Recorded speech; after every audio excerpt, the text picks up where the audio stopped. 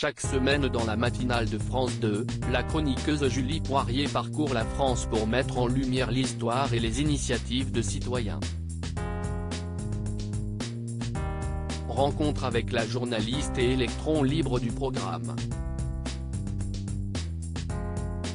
Télématin, c'est mon enfance, le réveil chez mes parents, la télévision allumée et le petit déjeuner servi, se souvient Julie Poirier. Jamais la journaliste n'aurait cru travailler pour ce programme un jour. Pourtant, à 41 ans, elle y présente depuis 2 saisons une chronique en direct baptisée Fenêtre sur les régions. Chaque semaine dans l'émission présentée par Julia Vignali et Thomas Soto, Julie traverse la France pour rencontrer ces femmes et ces hommes qui créent, innovent et se mettent au service des autres.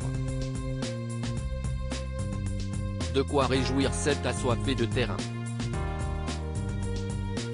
Julie Poirier, du grand au petit écran. Julie Poirier naît en 1981 à Beaune, en Côte d'Or. Elle est l'unique fille de Gilles, chargé d'affaires dans une société d'usinage, et de Catherine, qui travaille dans les ressources humaines. Enfant, je voulais faire du cinéma ou être danseuse étoile, s'amuse-t-elle. Après un bac littéraire, la jeune femme entame des études de communication audiovisuelle, puis intègre en 2004 une école de cinéma au Québec. De retour au bercail un an plus tard, ses parents, peu enthousiastes quant à ses choix d'études, la prient de trouver du travail. Elle devient donc pigiste pour un quotidien de sa région et y résume des matchs de football. Je n'y connaissais rien, mais j'y suis allée au culot, nous lâche-t-elle. La journaliste a travaillé avec le fils de Gérard Holtz repéré par France 3 Picardie alors qu'elle officie à la radio. Julie se voit proposer la co-animation de la matinale régionale en 2011. La journaliste trouve sa voie grâce à François Dufour, le rédacteur en chef.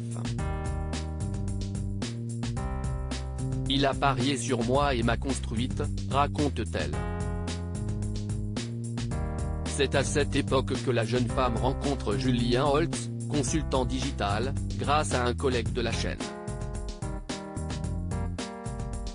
Je n'avais pas réalisé qu'il était le fils de Gérard Holtz, jusqu'à ce que je rencontre son père, plaisante la journaliste, mariée depuis 2015.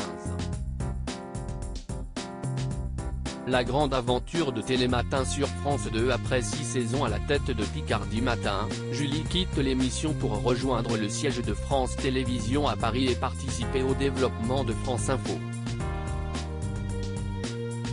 Laurent Bignola, qui l'a vu à l'œuvre sur France 3, lui demande de faire des duplex dans les journaux de la chaîne d'info.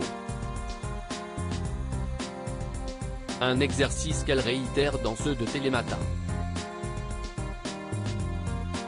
Quand France 2 lance la nouvelle formule de l'émission en 2021, elle s'y voit confier une chronique. Aujourd'hui, la journaliste, toujours émerveillée par son métier, s'imagine un jour présenter sa propre émission en extérieur comme Faut pas rêver ou Échapper belle. Si est mon rêve ultime. Sa seule condition ? Rester libre. À lire aussi Soyez sage sans moi, Julia Vignali s'absente de Télématin et laisse Thomas Soto, elle explique pourquoi.